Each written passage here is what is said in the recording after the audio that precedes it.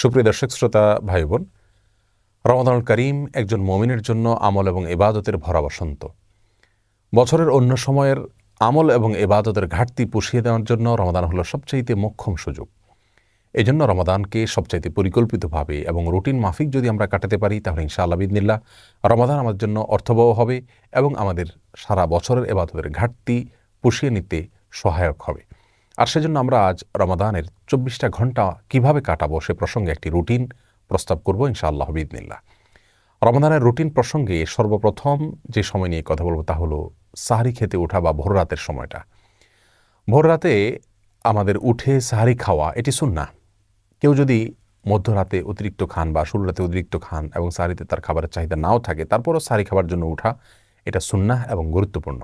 কারণ রাসূল করিম সাল্লাল্লাহু আলাইহি ওয়াসাল্লাম বলেছেন, তাসাহহারু ফাইন্না ফিস সাহুরি বারাকাহ, তোমরা সাহরি খাও কারণ সাহরি খেলে তার মধ্যে বরকত রয়েছে, এই খাবারের ভিতরে বরকত রাখা হয়েছে। অল্প হলেও খাওয়া সুন্নাত, বিশেষ করে খেজুর খাওয়ার কথা বিভিন্ন হাদিসে রয়েছে।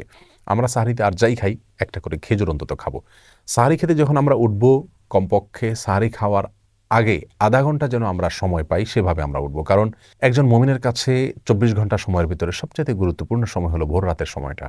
কারণ এই সময়টাতে আল্লাহ সুবহানাহু ওয়া তাআলা দুনিয়ার আসমানে নেমে আসেন এবং বান্দাদেরকে ডেকে ডেকে তাদেরকে ক্ষমা করে থাকেন, তাদের চাওয়াগুলোকে মঞ্জুর করে থাকেন। আল্লাহর নৈকট্য অর্জনের জন্য সবচাইতে মোক্ষম সময় হলো এটি। এই জন্য তাহাজ্জুদের সালাত, যত নফল নামাজ আছে তার ভিতরে সবচাইতে গুরুত্বপূর্ণ নফল নামাজ। তাহাজ্জুদের নামাজ বছরের অন্য কোনো সময়ে আমরা এত গুরুত্বের সাথে হয়তো পড়তে পারি না। রমাদান মাসে তাহাজ্জুদের নামাজ পড়া আমাদের সকলের জন্য সহজ, কারণ আমরা সাহরি খেতে উঠছি। এই জন্য এই সুযোগটাকে কাজে লাগানো উচিত। 30টা দিনই আমাদের প্রতিদিনই একটা সময় বরাদ্দ থাকা উচিত তাহাজ্জুদ নামাজের জন্য। 2 রাকাত করে তাহাজ্জুদ পড়বো আমরা। বিশেষ কোনো সূরা কেরাত ঠিক করা নাই, যে কোনো সূরা দিয়ে আমরা সাধারণভাবেই পড়বো এবং তাহাজ্জুদের নামাজ পড়ছি, শুধু এটুকু নিয়ে থাকলে চলবে। মনে মনে আমরা 2 রাকাত করে পড়বো, 2 রাকাত, 4 রাকাত, 6 রাকাত, 8 রাকাত, যতটুকু তৌফিক হয় পড়বো। প্রত্যেকটা রাকাত খুব দীর্ঘ করার চেষ্টা করব, দাঁড়িয়ে লম্বা কেরাত পড়ার চেষ্টা করব, আস্তে আস্তে পড়ার চেষ্টা করব এবং খুব বেশি লম্বা কেরাত মুখস্থ না থাকলে একটা সূরাই বারবার পড়তে পারি, কোনো অসুবিধা নেই। এবং রুকুতে যখন যাব তাসবিহ অনেকবার পড়ব, আস্তে আস্তে পড়ব। রুকু থেকে দাঁড়িয়ে আবার দীর্ঘ সময় অপেক্ষা করব, সেজদা এরকম লম্বা করে করব, উঠে বসে আবার অপেক্ষা করব। এভাবে প্রত্যেকটা রোকনকে যত ধীরস্থিরতার সাথে করা যাবে, তাহাজ্জুদের মান তত বেশি, যে কোনো সালাতের মান তত বেশি উন্নত হবে। আমাদের আয়েশা রাদিয়াল্লাহু তাআলা আনহা রাসূল আকরাম সাল্লাল্লাহু আলাইহি ওয়াসাল্লাম তাহাজ্জুদ প্রসঙ্গে বলেছেন, লা তাসআল আন হুসনিহিন্না ওয়া তুলিহিন্না, তিনি যে নামাজগুলো পড়তেন রাতে, সেগুলোর সৌন্দর্য আর সেগুলোর দৈর্ঘ্য নিয়ে আর বলো না। তার মানে সেগুলো অনেক দীর্ঘ ছিল এবং অনেক সুন্দর ছিল। এজন্য রমাদানের সবচাইতে ইম্পর্টেন্ট সময়টা, যেটা আমরা কাজে লাগাতে পারি খুব সহজে, অথচ অনেকেই হেলায় আমরা নষ্ট করি, সেটা হলো ভোর রাতে সাহরি খেতে ওঠার কিছুক্ষণ আগে আপনি তাহাজ্জুদ পড়ুন এবং বাসার প্রত্যেকটা সদস্যকে উদ্বুদ্ধ করুন যার যার জায়গা থেকে যেন এই আমলটা করেন। এরপরে তাহাজ্জুদের পরে আমরা সাহরি খেয়ে নেব। সাহরি অনেকে খেতে খেতে আজানের সময় পর্যন্ত নিয়ে যান, এটা উচিত না। আজানের সময় ঠিক আগ মুহূর্তে শেষ করেন, এটা সুন্নাহ বিরোধী কাজ। সুন্নাহ হলো বুখারীতে আসছে, রাসূল করিম সাল্লাল্লাহু আলাইহি ওয়াসাল্লাম সাহরি খাওয়া শেষ করতেন, এরপরে আজান এবং সাহরির মধ্যবর্তী 50টি আয়াত তেলাওয়াত করা যায় এই পরিমাণ সময় তিনি গ্যাপ রাখতেন। তার মানে এত আগে সাহরি খেয়ে শেষ করতেন। আনুমানিক 10 মিনিট সময় আমরা বলতে পারি। 10 মিনিট সময় এত লাগে না, 5 থেকে 10 মিনিট সময় অন্তত গ্যাপ দেওয়া উচিত। এই টাইমটাতে আমরা আল্লাহর কাছে বিশেষভাবে দোয়া করতে পারি, যেটা দোয়ার সময়, দোয়া কবুলের সবচেয়ে গুরুত্বপূর্ণ সময় দিনের এবং রাতের ভিতরে এই ভোর রাতের সময়টা। বিধায় এই টাইমটাতে আমরা খাবার শেষ হয়ে গেলে দোয়ায় মাশগুল হয়ে যাই, অথবা খাবারের আগেও দোয়া করতে পারি, কিন্তু আল্লাহর কাছে দোয়া করা উচিত এবং চোখের পানি ফেলা উচিত। দোয়ার জন্য সবচেয়ে উত্তম হবে আমরা যদি নির্জনে কোথাও চলে যেতে পারি। প্রয়োজনে বাসার ছাদে চলে যাওয়া যেতে পারে, প্রয়োজনে বাসার কোনো একটা কোনায় চলে যাওয়া যেতে পারে, কোনো একটা কক্ষে যেখানে কেউ না, সেখানে নিরিবিলি আমরা আল্লাহর কাছে আমাদের চাওয়াগুলো পেশ করতে পারি, চোখের পানি ফেলতে পারি। আমাদের দুরবস্থার জন্য আল্লাহর কাছে ফরিয়াদ করে চোখের পানি ফেলে আমরা কান্নাকাটি করে দোয়া করতে পারি এবং আমাদের সার্বিক চাওয়াগুলোকে আল্লাহর কাছে পেশ করতে পারি। এটা হলো রমাদানের রুটিনের জন্য সবচেয়ে ইম্পর্টেন্ট সময়, যে সময়টাকে আমাদের খেয়াল করা উচিত এবং খুব সুন্দরভাবে পরিকল্পনা করে কাটানো উচিত। এরপরে ফজরের আজান যখন হয়ে যাবে, আজানের পরে আমরা 2 রাকাত সুন্নত পড়ব। সুন্নত পড়ার পরে নবী আলাইহিস সালামের সুন্নত ছিল যে ফজরের 2 রাকাত সুন্নত পড়ার পরে তিনি কিছুটা বিছানায় মাথা দিতেন, একটু হালকা, ঘুমাতেন না, কিন্তু কিছু সময়ের জন্য রেস্ট করতেন, সেটা 2-4 মিনিট হতে পারে। আমরা কিছু সময়ের জন্য হালকা একটু গড়াগড়ি করে বা বিছানায় যদি মাথা দিই, তাহলে সুন্নাহ আদায় হয়ে যাবে। এরপরে উঠে আমরা ফরজ নামাজ পড়ব। ফজরের ফরজ নামাজ পড়ার পর আপন জায়গা যেখানে নামাজ পড়েছি সেখানে বসে থাকবো এবং সম্ভব হলে সূর্য উদয় হওয়া পর্যন্ত অপেক্ষা করব। সূর্য উদয় হওয়া পর্যন্ত এই টাইমটাতে বসে বসে সকাল সন্ধ্যার যে জিকিরগুলো আছে সেগুলো করব।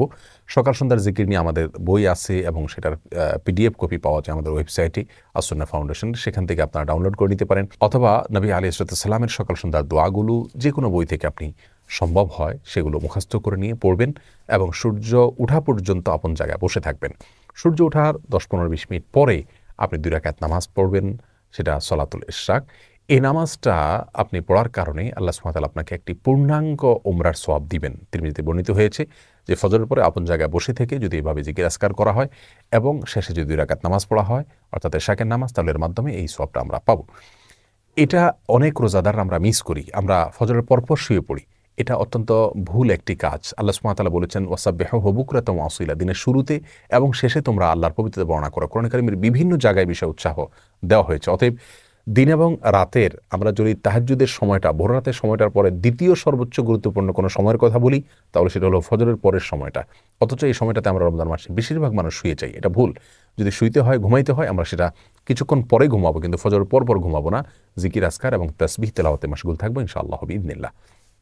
এরপরে যদি আমরা ঘুমাই, রেস্টও করি, সেটা পরিমিত হওয়া উচিত এবং লিমিটেড সময়ের জন্য হওয়া উচিত, মেপে কাজ করা উচিত। আমরা 2 ঘন্টা, 2.5 ঘন্টা বা 1.5 ঘন্টা যার যতটুকু প্রয়োজন আমরা ঘুমিয়ে উঠে তারপরে আমরা তেলাওয়াত করলে সেটা সবচাইতে ভালো। কারণ ঘুম থেকে ওঠার পরে মানুষের মন মানসিকতা থাকে অত্যন্ত ফ্রেশ। এই অবস্থাতে কোরআনে কারীম যদি আমরা তেলাওয়াত করি, অর্থ সহকারে বোঝার চেষ্টা করি, কোরআনে কারীম রমজান মাসে আমরা তেলাওয়াত করে পুরোটা একবার বা একাধিকবার আমরা পড়ে শেষ করব, খতম দেব ইনশাআল্লাহ, সেটা খুবই ভালো হবে এবং সে সুন্নাহ। কিন্তু এর পাশাপাশি আমরা যদি অর্থ বোঝার চেষ্টা করি সেটা হবে আরও ভালো, শোনার উপরে সোহাগা। প্রতিদিন আমি যদি অন্তত একটা পৃষ্ঠা অর্থ এবং ব্যাখ্যা সহকারে কোনো একজন আলেমের তত্ত্বাবধানে হলে আরও ভালো হয়। যদি আমরা কোরআনকে বোঝার চেষ্টা করি এবং সেটা ঘুম থেকে ওঠার পরে হতে পারে, তেলাওয়াত হতে পারে এবং অর্থ ব্যাখ্যা সহকারে একটা পৃষ্ঠা করে অধ্যয়ন করা হতে পারে। এরপরে আমরা কিছু সময়ের জন্য ইসলামিক বই পুস্তক পড়তে পারি। বিশেষ করে ডক্টর খন্দকার আব্দুল্লাহ জাহাঙ্গীর রাহিমাহুল্লাহর যে বইগুলো আছে এগুলো ইসলামের বেসিক বিষয়গুলো সম্পর্কে ধারণা নিতে অনেক বেশি সহায়ক। এই বইগুলো আমাদের কাছে থেকে থাকলে সেগুলো আমরা পড়তে পারি। অনলাইনে PDF কপি পাওয়া যায় অনেকগুলো, সেগুলো নিয়ে আমরা কিছু সময় পড়ব। এরপরে যখন জোহরের আজান হবে বা জোহরের ওয়াক্ত হবে, জোহরের এখানে 2 রাকাত নামাজ আছে, জাওয়ালের নামাজ বলা হয়, বুখারীতে আসছে, বিভিন্ন হাদিসের কিতাবে আসছে। এই নামাজটি প্রায় বিলুপ্তির পথে, আমরা আলোচনায় এটার ভুলে গেছি। সেটা হলো সূর্য যখন আপনার পশ্চিম আকাশে ঢলে পড়ে অর্থাৎ জোহরের ওয়াক্ত শুরু হয় তখন থেকে নিয়ে আপনার জোহরের ফরজ নামাজের বা জোহরের নামাজের আগে আগে যে নামাজটা পড়া হয় নফল নামাজ, এই জোহর নামাজ পড়ার জন্য রাসূল আকরাম সাল্লাল্লাহু আলাইহি ওয়াসাল্লাম উৎসাহ দিয়েছেন। যদিও এই নামাজের সময়কাল নিয়ে আরও নানা রকমের কথা আছে, কিন্তু আমরা এটি একটি বক্তব্য, এটার উপর আমল করতে পারি এবং একবার হলেও আমল করতে পারি। রমজান মাসে সেটা করার জন্য সবচাইতে সেরা সুযোগ আমাদের হাতে থাকে সাধারণত। যাই হোক, এই 2 রাকাত নামাজ যদি আমরা পড়তে পারি পড়লাম। এরপরে জোহরের ওয়াক্ত হলে সুন্নাত এবং ফরজ এবং পরবর্তীতে সুন্নাত এবং পরবর্তীতে অতিরিক্ত 2 রাকাত নফল, যেটা অন্য সময় পড়া হয় না, সেটাও গুরুত্বের সাথে পড়লাম। ধীরে ধীরে প্রত্যেকটা নামাজ আদায় করলাম এবং ফরজ নামাজের পরে 5 ওয়াক্ত সালাতের পরে রাসূল আকরাম সাল্লাল্লাহু আলাইহি ওয়াসাল্লাম যে দোয়াগুলো ছিল সেই দোয়াগুলোকে খুব গুরুত্বের সাথে, আন্তরিকতার সাথে পড়ার চেষ্টা করব। মাসনুন দোয়াগুলোকে যেভাবে রাসূল করিম সাল্লাল্লাহু আলাইহি ওয়াসাল্লাম পড়েছেন, জিকিরগুলো করেছেন, দোয়াগুলো করেছেন, সেগুলো আমরা করব ইনশাআল্লাহ বিইذনিল্লাহ। এরপরে বাকি সময়টাতে আমরা যদি বাসাবাড়িতে অবস্থান করি তাহলে সেক্ষেত্রে বাসাবাড়িতে যারা কাজ করছেন তাদের কাজে একটু হেল্প করব। কারণ রাসূল করিম সাল্লাল্লাহু আলাইহি ওয়াসাল্লাম বাসাবাড়িতে মা বোনদের কাজে, স্ত্রীর কাজে তিনি হেল্প করতেন। অতএব আমরাও বাসাবাড়িতে থেকে কাজে হেল্প করব, সেটাও ইবাদত হিসাবে গণ্য হবে ইনশাআল্লাহ বিইذনিল্লাহ। সন্তানরা তাদেরকে নিয়ে বসতে পারি, একটা সময় তাদেরকে নিয়ে একটা হাদিস পাঠ করে আমরা শোনাতে পারি, পারস্পরিকভাবে পর্যালোচনা করতে পারি, তাদেরকে নসিহত করতে পারি, তাদের জীবন গড়ার জন্য তাদেরকে আমরা উপদেশ দিতে পারি এবং বিভিন্ন সাহাবীদের ঘটনাগুলো তাদেরকে পড়ে শোনাতে পারি। জোহরের পরের সময়টা আমরা সেভাবে কাটাতে পারি। এরপরে দুপুরে একটু কাইলুলা করা সুন্নাত, সম্ভব হলে কিছু সময়ের জন্য আমরা একটু রেস্ট করলাম। সেটা খুব সংক্ষিপ্ত হতে পারে, কিন্তু শুইলে একটা সুন্নাহ আমার আদায় হয়ে গেল। এরপর শোয়া থেকে উঠে আমরা আবারও তেলাওয়াত অথবা অন্যান্য বই পুস্তক পড়া সেগুলোতে আমরা লেগে যেতে পারি। আসর নামাজের পরে মাগরিব পর্যন্ত এই সময়টা খুবই গুরুত্বপূর্ণ, কারণ দিনের শুরুতে এবং শেষে তাসবিহ পাঠ করতে বলা হয়েছে। সন্ধ্যার যে জিকিরগুলো কোরআন হাদিসে বর্ণিত হয়েছে, দোয়াগুলো বর্ণিত হয়েছে, সেগুলোকে আমরা আসর থেকে মাগরিব এই সময়টাতে আমরা করতে পারি। এমনকি এক জায়গায় বসে না থেকে আমাদের ইফতারের আয়োজন করতে করতেও আমরা এই দোয়াগুলো পড়ে ফেলতে পারি যদি মুখস্থ থাকে। আর মুখস্থ না থাকলে সকাল তো সন্ধ্যার যে দোয়ার বই আছে সেগুলো দেখে দেখে আমরা দোয়াগুলো পড়ে ফেলতে পারি। পুরো মাস আমরা দেখে দেখে পড়লে ইনশাআল্লাহ দোয়াগুলো আমাদের মুখস্থ হয়ে যাবে আজীবনের জন্য। এবং সবাইকে উৎসাহ দেব যাতে করে দোয়াগুলো সবাই পড়েন। আর সন্ধ্যায় অর্থাৎ দিনের শেষে আল্লাহ সুবহানাহু ওয়া তাআলার তাসবিহ বর্ণনা করা, এটা আল্লাহ সুবহানাহু ওয়া তাআলার কাছে খুবই পছন্দনীয়, বিধায় সেটা আমরা করবো ইনশাআল্লাহ বিইذনিল্লাহ। আর আসরের পরে মাসনুন দোয়া, যে নামাজের পরবর্তী দোয়া, সেটা করতে আমরা অবশ্যই ভুলব না। মাগরিবের আজান হয়ে গেলে বা আপনার যখন ইফতারের সময় হবে, ইফতারের সময় হওয়ার সঙ্গে সঙ্গে বিলম্ব না করে ইফতার করব, কারণ ইফতার দ্রুত করা আর সাহরি শেষের দিকে করা এটা সুন্নাহ। এবং নবী আলাইহিস সালাম এটাকে এই জাতির কল্যাণের পূর্ব শর্ত হিসাবে আখ্যায়িত করেছে, বিধায় আমরা সূর্য অস্ত যাওয়ার পর বিলম্ব না করে খুব দ্রুত ইফতার করে ফেলবো ইনশাআল্লাহ বিইذনিল্লাহ। ইফতারিতে অস্বাস্থ্যকর কোনো কিছু খাবো না। খুব বেশি ভাজা পোড়া খাওয়ার অভ্যাস আমাদের দেশে মানুষের। অতিরিক্ত ভাজা পোড়া খাওয়ার ফলে রাতে দাঁড়িয়ে ইবাদত বন্দেগী করা কঠিন হয়ে যায়, তারাবি পড়া কঠিন হয়ে যায়, সুন্দরভাবে কাটানো যায় না। সেজন্য উচিত হবে স্বাস্থ্যসম্মত খাবারগুলো খাওয়া এবং যথাসম্ভব অস্বাস্থ্যকর খাবারগুলোকে পরিহার করা। এবং খেজুর দিয়ে ইফতার করা সুন্নাত, যদি সম্ভব হয় খেজুর দিয়ে ইফতার করব। ইফতারের পরে দোয়া পড়ব জাহাবাজ জমা ওয়াবতাল্লাতিল উরুক ওয়াসাবাতাল আজরু ইনশাআল্লাহ, অর্থাৎ গ্লানি দূর হলো এবং ঘাম শুকিয়ে গেল, ইনশাআল্লাহ আমার বিনিময় আল্লাহর কাছে জমা থাকলো। এ দোয়া আমরা পড়তে পারি। আরও দোয়া রয়েছে। ইফতারি দোয়া পড়লাম, ইফতার করলাম, এরপরে আমরা মাগরিবের নামাজ আদায় করবো ইনশাআল্লাহ। মাগরিব নামাজের পরের সময়টা আমরা তারাবিতে যে পারা আজকে তেলাওয়াত করব বা যে অংশ তেলাওয়াত করব, সেটার অর্থ ব্যাখ্যা যদি সম্ভব হয় একটু দেখে নিলে ভালো হয়। আর যদি খতম তারাবির সুযোগ না থাকে, তাহলে সেক্ষেত্রে অন্তত এই টাইমটাতে, মাগরিব থেকে এশা, এই টাইমটাতে কোনো অবস্থাতে শোবো না। কারণ আমাদের অনেকের অভ্যাস আছে রমজান মাসে ইফতারের পরে শরীরটা ক্লান্ত হয়, আমরা শুয়ে পড়ি। কারণ রাসূল করিম সাল্লাল্লাহু আলাইহি ওয়াসাল্লাম সম্পর্কে আমাদের আয়েশা বলেছেন, কানান নবী সাল্লাল্লাহু আলাইহি ওয়াসাল্লাম ইয়াকরাহুন নাওমা ক্বাবলা আয়েশা, এশার আগে ঘুমোতে তিনি অপছন্দ করতেন। এজন্য এশার আগে সময়টাতে আমরা ঘুমাবো না। যথাসম্ভব ইবাদত বন্দেগী, সাধারণ কোরআন তেলাওয়াত, তারপরে আপনার ইসলামিক বই পুস্তক পড়া বা ইসলামিক লেকচার শোনা, এগুলোর পেছনে আমরা সময় ব্যয় করব। কোনো অবস্থাতে আমরা এই সময়টাতে অন্তত ঘুমাতে যাব না বা অন্তত শুইতেও যাব না। যাই হোক, এরপরে এশার নামাজ আদায় করে, তারাবি নামাজ আদায় করে খুব ধীরস্থিরতার সাথে তারাবি শেষ করব। খুবই আস্তে আস্তে করার চেষ্টা করবো ইনশাআল্লাহ। রাতের খাবারটা এশার আগে খেয়ে ফেলতে বলে ভালো হয়। আর যদি এশার পরেও খাই, তাহলে বিলম্ব না করে এশার পরে দ্রুত শুয়ে পড়ব। এশার পরে অন্য কোনো কাজ না করাই উত্তম। কারণ কানান নবী সাল্লাল্লাহু আলাইহি ওয়াসাল্লাম ইয়াকরাহুন নাওমা ক্বাবলা আয়েশা ওয়াল হাদিস বাদা, এশার পরে তিনি কথাবার্তা বলা পছন্দ করতেন না। তবে হ্যাঁ, স্বামী স্ত্রীর কথাকে প্রশংসনীয় বলেছেন, তিনি নিজেও স্ত্রীর সাথে কথা বলতেন, সেটা ভিন্ন কথা। কিন্তু সচরাচর আড্ডা এগুলো আমরা করতে যাব না। টেলিভিশন অথবা সোশ্যাল মিডিয়াতে স্ক্রল করা, এগুলো থেকে আমরা বেঁচে থাকবো। এশার পরে খুব দ্রুত আমরা শুয়ে পড়ার চেষ্টা করব, তাতে ভোর রাতে আগে আগে উঠা আমাদের জন্য সহজ হবে। পরিকল্পনা করে কোরআনে কারিমের জন্য প্রতিদিন এক পারা করে বা 1.5 পারা করে বা 2 পারা করে, যা যতটুকু তৌফিক কুলায় আমরা বাজেট করব, বরাদ্দ করব এবং সেই অনুযায়ী আমরা প্রতিদিন ইনশাআল্লাহ বিইذনিল্লাহ কোরআন তেলাওয়াত করে যাব। এবং সময় ফিক্স করে নেব যে কোন টাইমটাতে আমি করব। আমি কি ঘুম থেকে উঠে সকালে করব, নাকি জোহরের পরে করব, নাকি মাগরিবের পরে করব, এই সময়টা আমরা ফিক্স করে নিব ইনশাআল্লাহু বিইذনিল্লাহ। আল্লাহ তাআলা আমাদের সকলকে এই রমাদানে বেশি থেকে বেশি, উত্তম থেকে উত্তমতর ইবাদত করার তৌফিক দান করুন। আর সবচেয়ে গুরুত্বপূর্ণ বিষয় হলো রমাদানে গুনাহ থেকে বেঁচে থাকা, কারো গীবত পরচর্চা যেন না হয়, টেলিভিশনে মোবাইলে হারাম কোনো জিনিস যেন দেখা না হয়, শোনা না হয়, এই বিষয়গুলোর প্রতি খুব বেশি খেয়াল করব। তাকওয়া চর্চাই হলো রমজান সিয়ামের সবচেয়ে বড় উদ্দেশ্য। আল্লাহ তাআলা আমাদের সকলকে সেই উদ্দেশ্য সাধন করার তৌফিক দান করুন। রমজানের প্রত্যেকটা মুহূর্তকে সঠিকভাবে ভালোভাবে কাটানোর তৌফিক নসিব করুন। মা বোনরা যারা কাজকর্ম করবেন, রান্নাবাড়া করবেন, এর ফাঁকে ফাঁকেও তারা তাসবিহ, তাহলিল, জিকির এগুলো চালু রাখবেন। কারণ বিনা উযুতে তাসবিহ তাহলিল করা যায়, দুরূদ পাঠ করা যায়। যে সমস্ত জিকিরগুলো বেশি করতে উৎসাহ দেওয়া হয়েছে কোরআন এবং সুন্নাহ নির্যাস, যেগুলো যেমন দুরূদ, ইস্তেগফার, তারপরে দোয়া ইউনুস এবং ইয়াদ আল জালাল ওয়াল ইকরাম, এরকম আরও অনেকগুলো দোয়া আছে। সেগুলোকে আমরা চলতে ফিরতে, উঠতে বসতে সবাই করতে থাকবো। আল্লাহ তাআলা আমাদের সবাইকে তৌফিক দান করুন। আমাদের প্রতিজ্ঞা করতে হবে, নিয়াত করতে হবে, এইবারের রমজানে আমি আল্লাহর কাছ থেকে আমার গুনাহগুলো মাফ করাইয়াই ছাড়বো। রমজানের প্রত্যেকটা দিন আল্লাহ তাআলা বহু মানুষকে সাধারণ ক্ষমা ঘোষণা করেন। যাই করছো বান্দা সব মাফ, সাধারণ ক্ষমা ঘোষণা করেন কিছু মানুষকে। সেই সৌভাগ্যবান মানুষগুলোর কাতারে আমি ঢোকার জন্য চেষ্টা করবই করব, এই প্রতিজ্ঞা করা, এটা হলো প্রস্তুতির অংশ। কিভাবে প্রস্তুতি গ্রহণ করলে আমাদের আসন্ন রমাদানকে আমরা সার্থক করতে পারবো? আমরা সাধারণত রমাদানের প্রস্তুতি নেই কিভাবে? যারা মুদি দোকানদার, তারা তাদের দোকানে চিনি, বেগুন, যারা শাকসবজির ব্যবসা করেন অথবা যাদের কাছে ফ্রিজ আছে, তারা কাঁচা মরিচের দাম বেড়ে যাবে, সবজি কিছু কিছু বেড়ে যাবে, এগুলো সরায় রাখেন। তারপরে যায় যে সমস্ত জিনিসপত্রের দাম বাড়তে পারে, খেজুর, ছোলা, চিনি, এগুলো, তেল, এগুলো সব সরায় রাখেন। কারণ রমাদান আসলে ক্রাইসিস তৈরি হতে পারে, তখন সেগুলো বাহির করে অধিক মুনাফা করবেন। অনেক দোকানদারের রমজানের প্রস্তুতি হলো কিভাবে মানুষকে ঠকায়া টাকা কামাই করবেন সেই বন্দোবস্ত করা, এটা হলো তার রমজানের প্রস্তুতি। আর আমরা যারা ঠিক ঠিক বলতেছি, আমাদের অনেকের রমজানের প্রস্তুতি হলো রমজান আসছে সেজন্য আমরা বেশি বেশি করে ছোলা, চিনি, বেগুন, বেসন, আমাদের খেজুর, যত রকমের তেল ইত্যাদি খাদ্য ভোজ্য পণ্য আছে সেগুলো সব কিনে বাসায় স্তূপ করে ফেলি। কারণ রমজান আসতেছে, আমাদের প্রচুর খাইতে হবে। খাওয়ার মাস আসতেছে, যে মাসে সকালে আপনার ইফতারে, সাহারিতে, রাতে, তারাবির আগে, তারাবির পরে নানা সময় আমাদের শুধু খাইতে থাকতে হবে, যেহেতু অনেক বেশি খাওয়া লাগবে। এই জন্য আমাদের রমজান আসলে প্রস্তুতি হয়, এই সমস্ত খাবার আইটেম কিনতে কিনতে আমরা অস্থির থাকি। ঠিক না ঠিক? এই হলো আমাদের রমজানের প্রস্তুতি। অথচ এটা রমজানের আসল প্রস্তুতি না।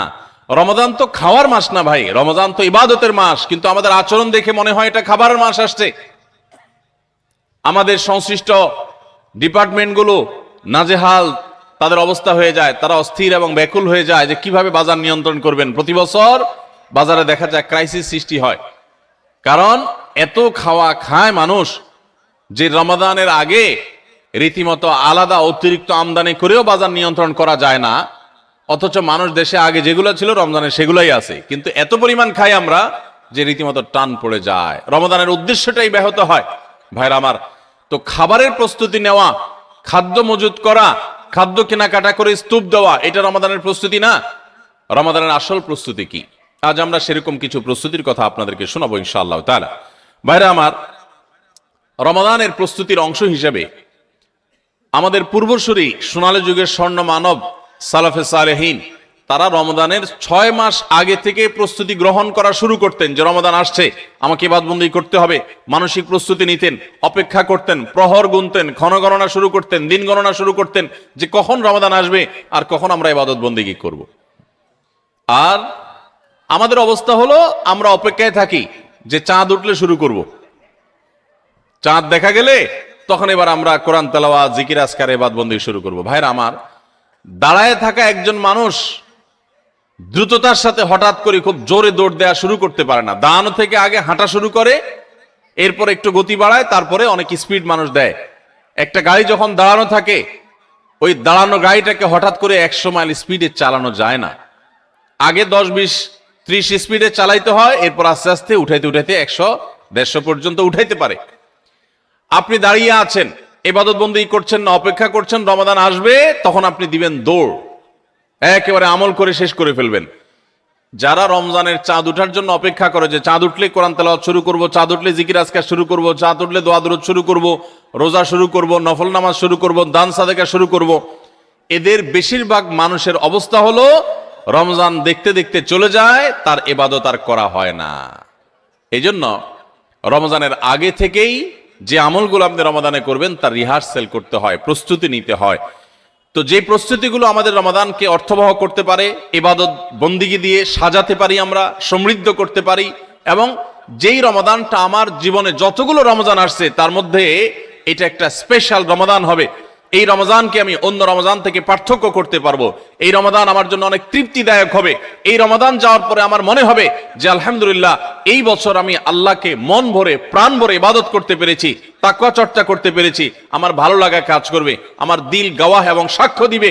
সেই রকম রমাদান কাটাতে হলে আপনাকে রমাদানের আগে থেকে অনেকগুলো প্রস্তুতি নিতে হবে।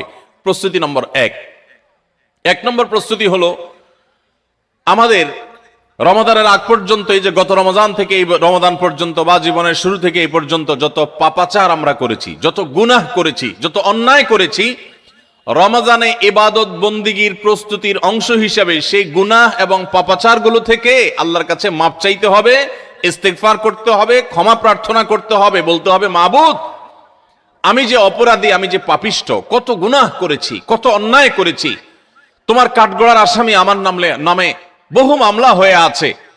এত অপরাধ করার পর রমাদানে যখন আল্লাহ তাআলা রহমত, বরকত, মাগফিরাত, নাজাত, বহুবিধ কল্যাণ তার বান্দাদেরকে দিবেন, পাপিষ্ঠরা তো সাধারণত আল্লাহর এই রহমতগুলো থেকে বঞ্চিত হয়। তো আল্লাহ আমার গুনাহ খাতাগুলো যেগুলো আগে ছিল সেগুলো সব মাফ করে আমার রমাদানে তোমার যে রহমত বরকত নাজিল হবে সেটার জন্য আমাকে একটু উপযোগী করে দাও, আমি যেন পাপিষ্ট হয়ে তোমার রহমত থেকে বঞ্চিত না হই।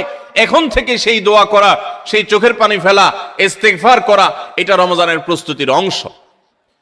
মক্কার ইমাম শেখ আব্দুর রহমান আস-সুদাইস হাফিজাহুল্লাহ, তার কাছে কিছু যুবক, সৌদিয়ান কিছু যুবক একবার যে বললেন যে আমরা প্রতি বছর রমজান আসার আগেই প্রস্তুতি নেই মানসিকভাবে যে আমরা এবার রমাদানে অনেক ইবাদত বন্দি করব, কোরআনটা খতম দিব, 5 ওয়াক্ত নামাজ 1 ওয়াক্ত আমরা ছাড়বো না, রমজান আসলে আমরা অনেক ভালো ভালো কাজ করব, আমরা এগুলো পরিকল্পনা করি।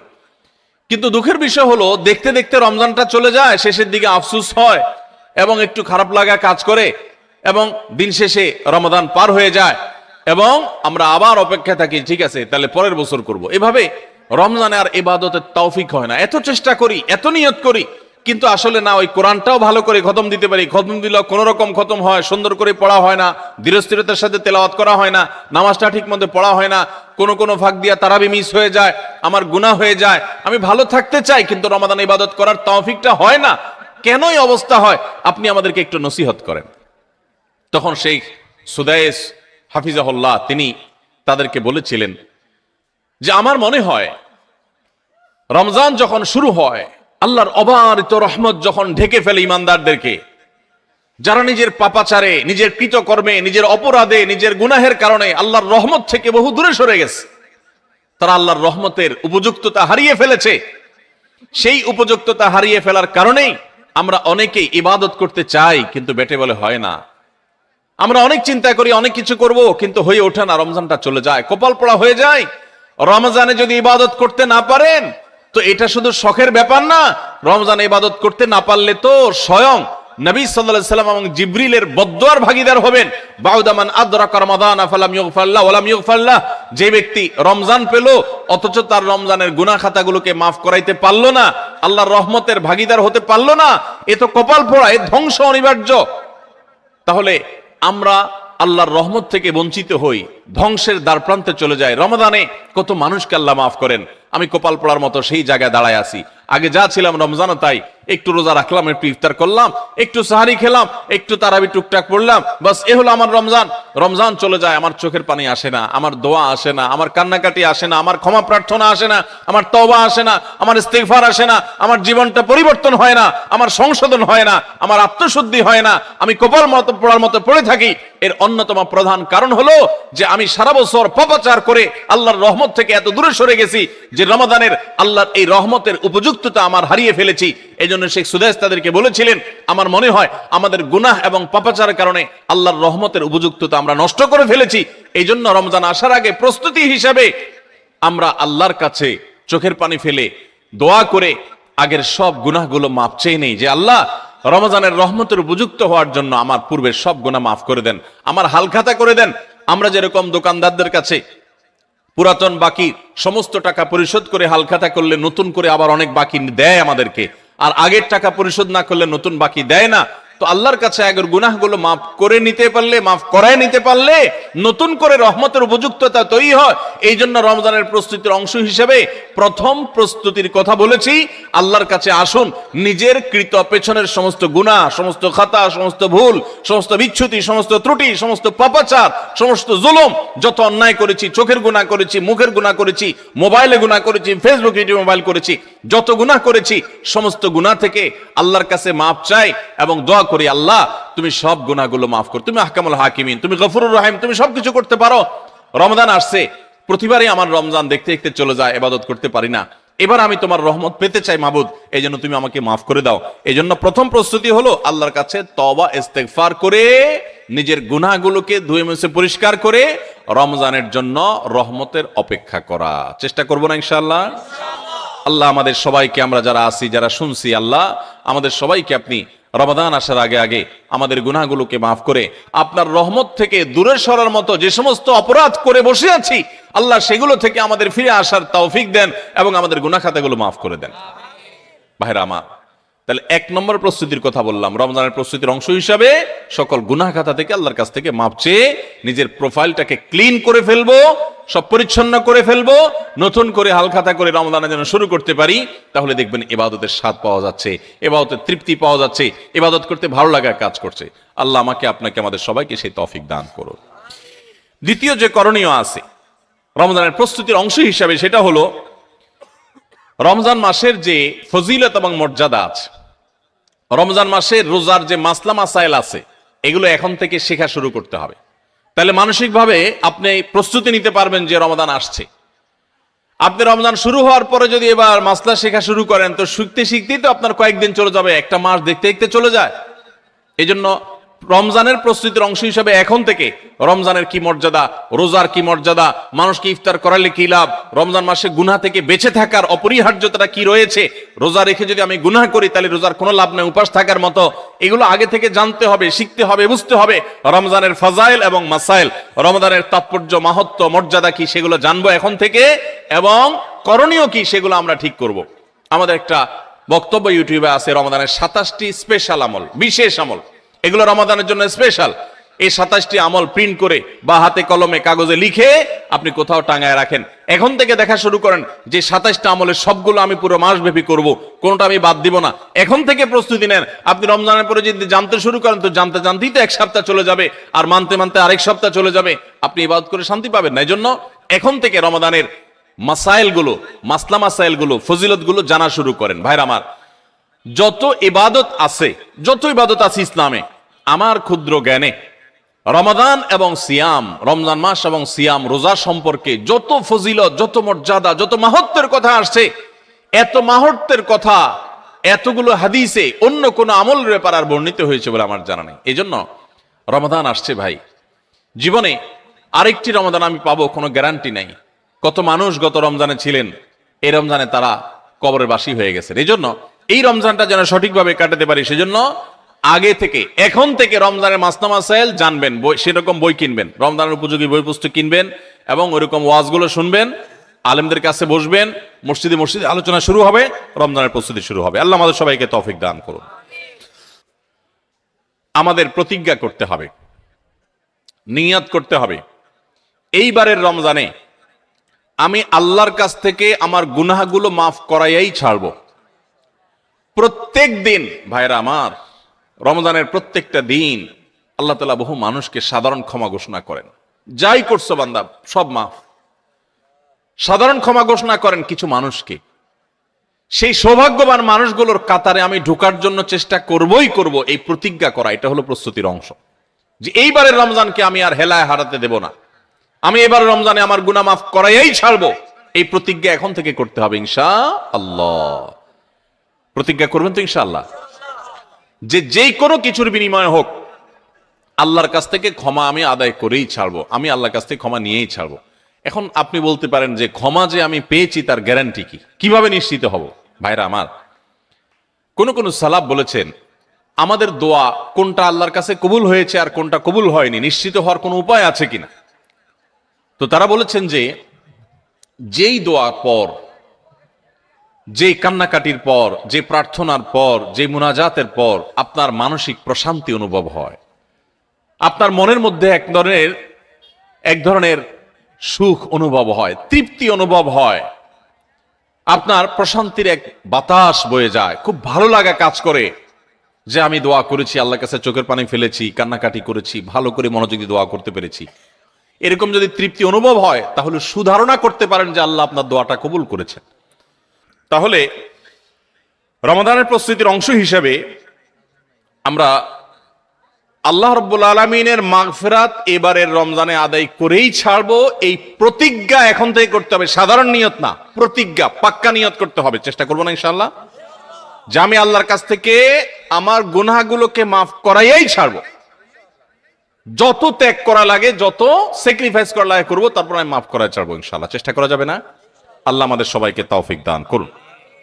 ভাইরা আমার, 4 নম্বর যে করণীয় আছে আমাদের রমজানের প্রস্তুতির অংশ হিসাবে, সেটা হলো যদি কারোর আগের রমজানের, গত বছরের রমজানের রোজা বাকি থাকে, হতে পারে কেউ অসুস্থ ছিলেন, এত বেশি অসুস্থ হয়ে পড়ছেন যে রোজা রাখতে পারেন নাই, ভাঙতি পড়ছে, অথবা মা বোনদের মাসিকের কারণে রোজা ভাঙতি পড়ে থাকতে পারে, সফরের কারণে রোজা ভাঙতি পড়ে থাকতে পারে। এই ভাঙতি রোজাগুলো এই বছরের রমজানের আগে আগে রেখে দিতে হবে।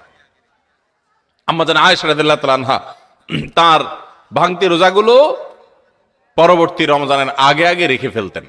এই জন্য রমজানের রোজার প্রস্তুতির অংশ হিসাবে আগের কোনো ভাঙতি বা কাজা রোজা থাকলে এই রমজানের আগে আগে সেগুলো রেখে ফেলা উচিত এবং উত্তম। এটা রমজানের চতুর্থ প্রস্তুতি।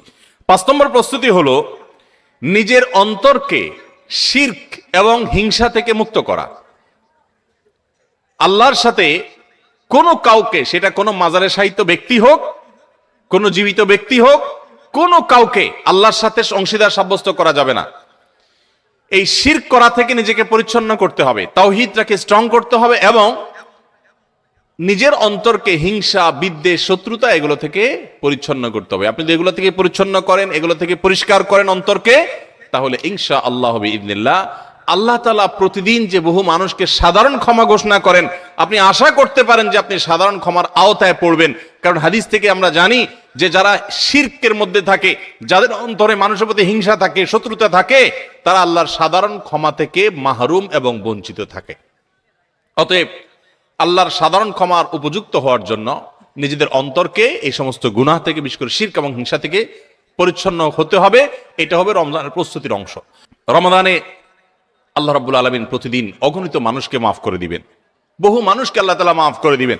যেহেতু বহু মানুষকে আল্লাহ তাআলা মাফ করে দিবেন, তো আমি তাদের মধ্যে যেন থাকি, সেজন্য আমি আমার অন্তরকে হিংসা এবং শিরক থেকে পরিচ্ছন্ন করব।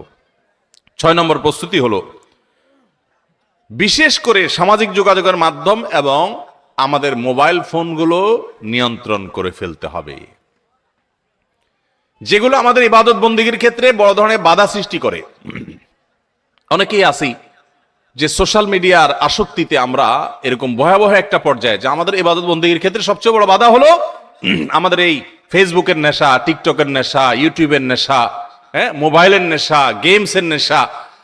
অন্তত রমজান মাস উপলক্ষে আমরা আমাদের এই সমস্ত বিষয়গুলো থেকে যদি বেরিয়ে আসতে পারি, এটা হবে সবচেয়ে বড় কার্যকর পদক্ষেপ, সবচেয়ে বড় প্রস্তুতি, সবচেয়ে বাস্তবসম্মত প্রস্তুতি।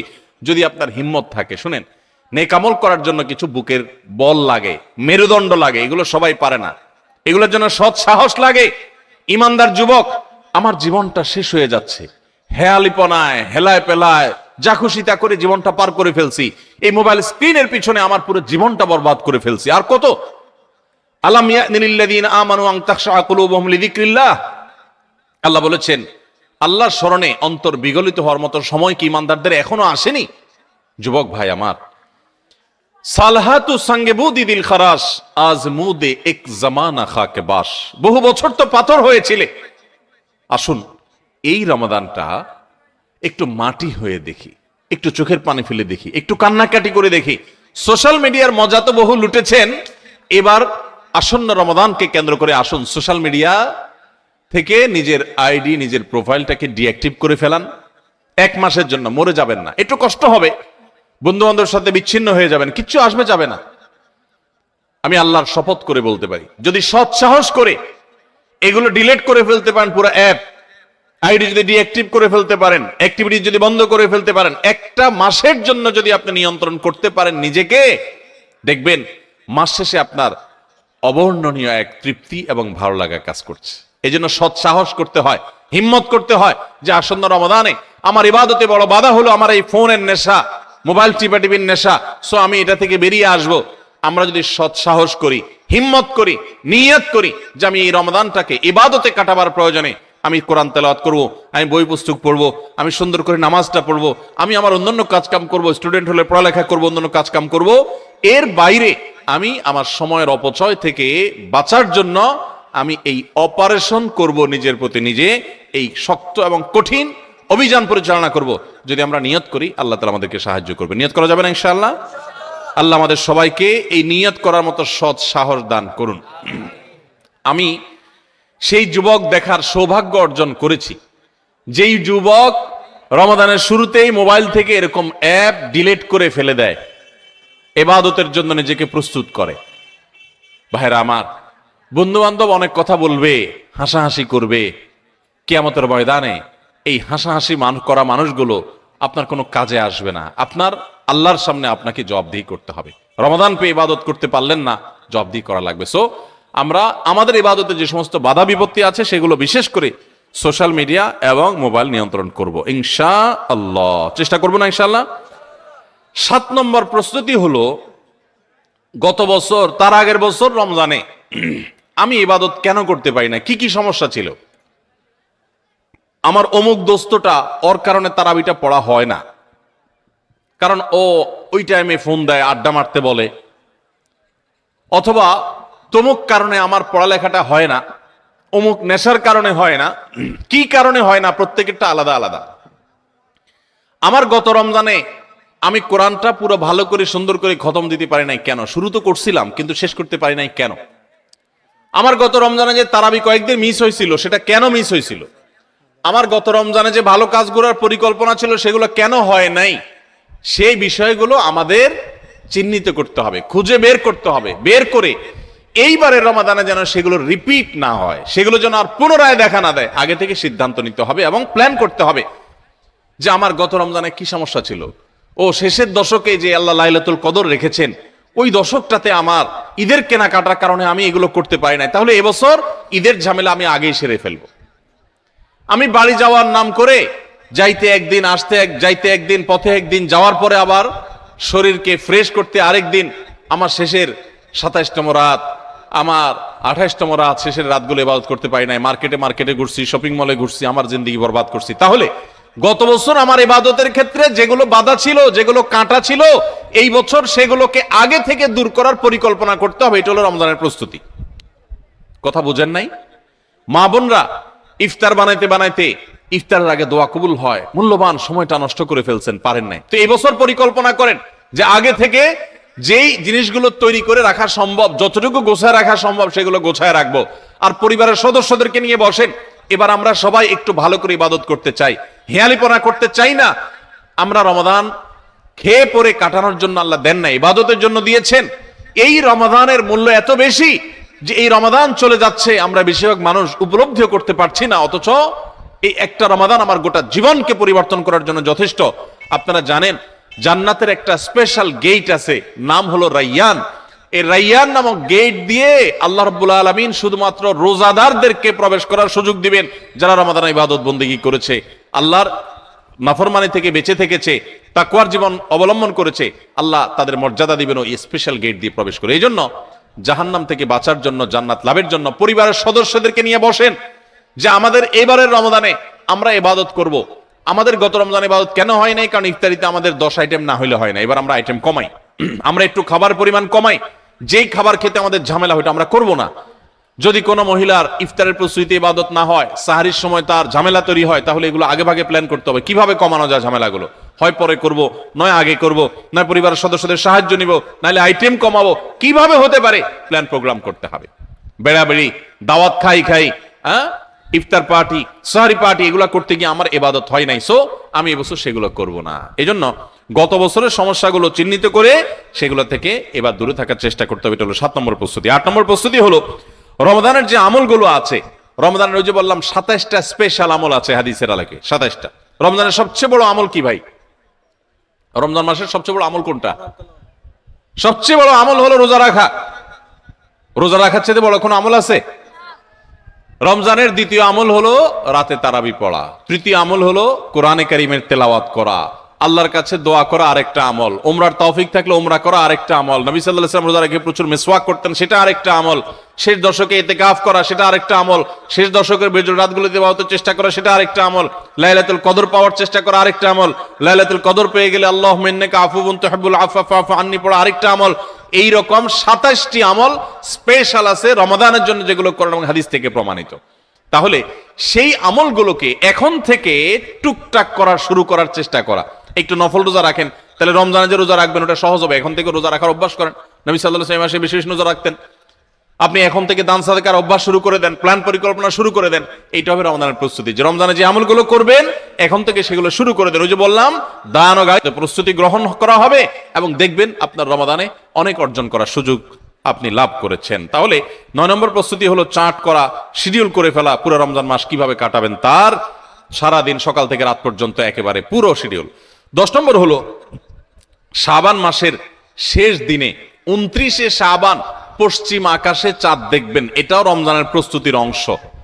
আমরা আমাদের ছোটবেলায় গ্রামে চাঁদ দেখেছি, এখন মানুষ চাঁদ দেখে না, দেখে চাঁদ আকাশে দেখে না, চাঁদ এখন মোবাইলে খোঁজে। কোথায় খুঁজে? মাগরিবের পরে মোবাইল হাতানো শুরু করে দেয়, এই রমজানের চাঁদ দেখা গেছে, ঈদের চাঁদ দেখা গেছে কিনা, চাঁদ দেখা কমিটি কি বলছে, ফেসবুকে নিউজ আসছে কিনা দেখো। চাঁদ তালাশ করার কথা আকাশে, সেখানে চাঁদ তালাশ করে আমরা কোথায়? মোবাইলে। চাঁদ দেখা কমিটি যে চাঁদ দেখার ঘোষণা দিবে, তাদের কাছে তো আসমান থেকে ফেরেশতা নাজিল হবে না যে ওইটা শুনে তারা ঘোষণা দিবে। আমরা সারা দেশ থেকে দেখলে, তাদেরকে নিউজ দিলে, তারপর না তারা সেই নিউজের ভিত্তিতে ঘোষণা দিবে। তো আমরাই যদি সবাই চাঁদ দেখা বন্ধ করে দেই, তাহলে তারা কিভাবে ঘোষণা দিবে? এই জন্য দেখবেন চাঁদ দেখা কমিটি বেচারারা ঘোষণা দিতে দিতে কোনো বছর রাত 10টা, 11টা, 12টা বাজায় দেয়। সাধে বাজায়, কারণ আমরা তো তাদেরকে সাহায্য করি না।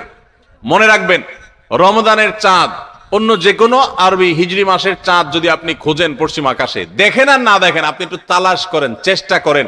যদি চাঁদ দেখার চেষ্টা করেন, তাহলে আপনি চেষ্টা করার কারণে সওয়াব পাবেন, সুন্নাত একটা জিন্দা করার সওয়াব পাবেন। আর চাঁদ যদি দেখতে পান, তাহলে দোয়া পড়বেন, আল্লাহুম্মা আহিল্লাহু আলাইনা বিল ইয়ুমনি ওয়াল ঈমান ওয়াস সালামাতি ওয়াল ইসলাম রব্বি ওয়া রাব্বুকাল্লাহ।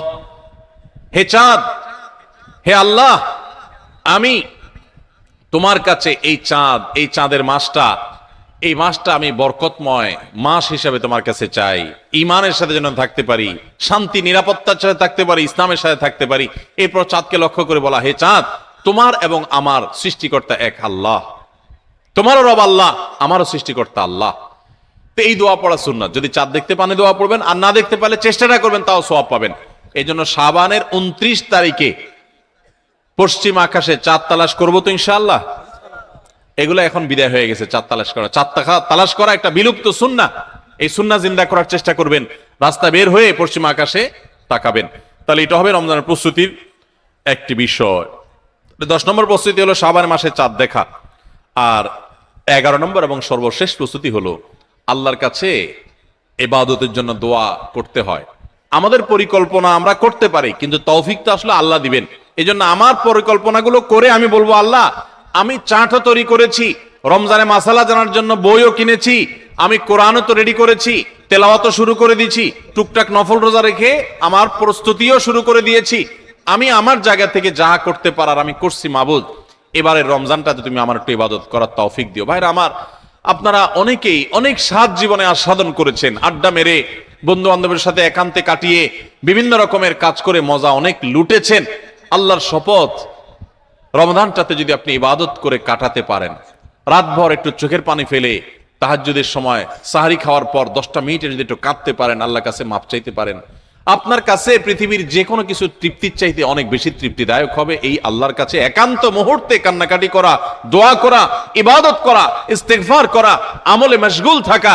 আপনি সেই জিনিসটা করার পরিকল্পনা এই বছর রমাদানে নেন। চেষ্টা করা যাবে না ইনশাআল্লাহ?